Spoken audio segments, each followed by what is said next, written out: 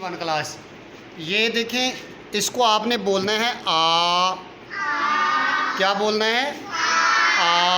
आपने अब इसको ना अलिफ मादा आ नहीं बोलना, बस आपने इसको डायरेक्ट बोल देना है आ। क्या बोलना है? ऊंची बोले। शाबाश। अब इसको आपने बे नहीं बोलना, इसको बोलना है ब। ब। अच्छा, अब आब। आब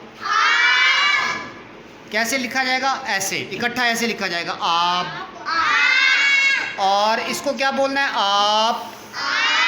आप। आप। इसको क्या बोलना है? आज। आज। इसको क्या बोलना है?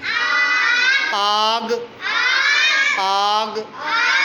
इसको क्या बोलना है? आस। आस। आस।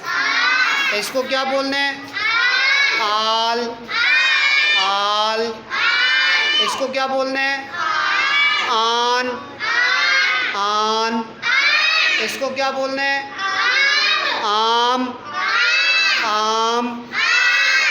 चलें, अब आप सुनाएं। आजो आप इधर आओ, सुनाओ। शाबाश सारे।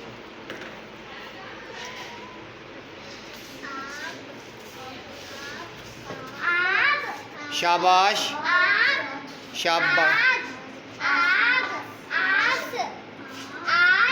शाबाश।